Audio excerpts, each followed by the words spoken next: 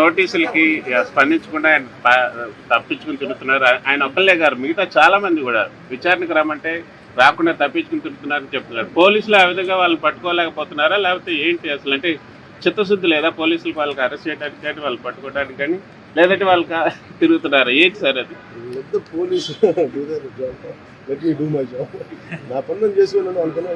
అట్లా కదా, గత గవర్నమెంట్ లో అయితే ఎక్కడున్నా కూడా పట్టుకొని వచ్చేవాళ్ళు, ఇక్కడ మాత్రం పోలీసులే వాళ్ళు చెప్తున్నారు వాళ్ళు తప్పించుకున్నారు సందర్భాలు ఇలా అనిపించట్లా. పైగా ఇప్పుడు చంద్రబాబు గారి మీద నందిగామలో దాడి చేసిన వాళ్ళు సింపుల్ గా కోర్టుకు వెళ్ళి వచ్చి బయటకు వచ్చేసామని చెప్పి నల్లర ఎగరేసుకునేటువంటి పరిస్థితి కనిపిస్తా ఉంది.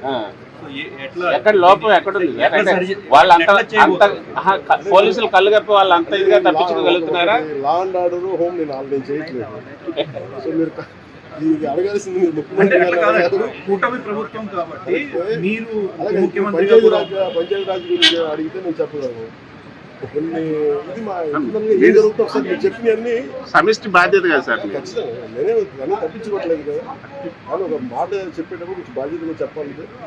సో మీరు మా మీడియా మిత్రులు అడిగారు ఢిల్లీలో, ఇవన్నీ నేను మా ముఖ్యమంత్రి గారి దృష్టికి, హోంమంత్రి గారి దృష్టికి తీసుకెళ్తాను.